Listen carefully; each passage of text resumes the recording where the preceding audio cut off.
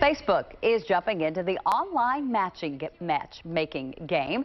Starting today, users in the U.S. can sign up for Facebook Dating, which is now available under a new tab on the mobile app. And joining us now to explain more about just how this service works is tech expert Ryan Eldridge from Nerds on Call. So tell me, how does it work? If I'm looking for love, how can I find it on Facebook?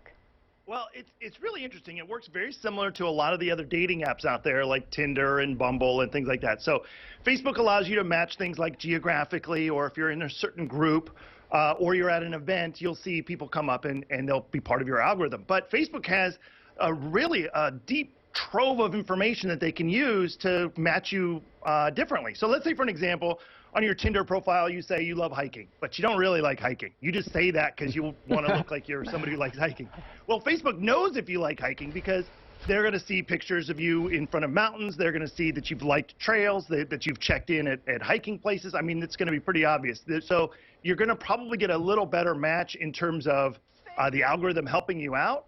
But that also could bring up some concerns about privacy. Yeah. So you might get a more realistic look at someone. But as you mentioned, Facebook already facing a lot of criticism over privacy. How do you think this might play out? Well, it's interesting. So on Facebook, you're going to be able to say, turn off the ability to have friends match you or mutual friends match you. And so you can have sort of more of an anonymous experience.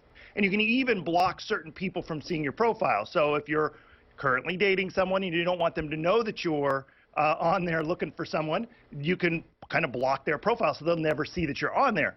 But again, Facebook doesn't have a really good track record in terms of privacy. Just yesterday, it was announced on TechCrunch that they found 419 million users' phone numbers, IDs, birth dates, their gender, all kinds of personal information on an unprotected server. 419 million is a lot. Now, Facebook is saying that that's an overinflated number, that there were some duplicates in there, and it's somewhere around half that. But even if that's true, 200 million is insane. So you really have to be able to say, I trust Facebook with my most intimate data to be part of this dating hype. Do you think, though, that the privacy concerns, Ryan, will stop people from, in fact, joining this service? Or do you think that it will be successful?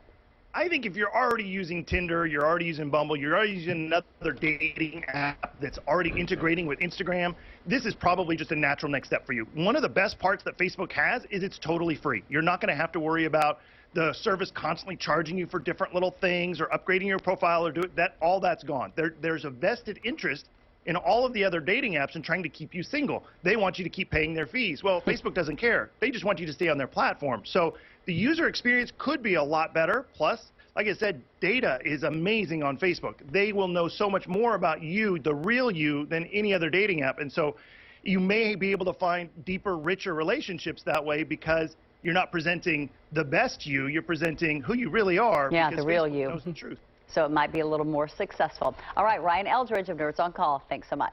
Yep. You're welcome. Facebook. They know the real you. They do. Kind of a scary thought.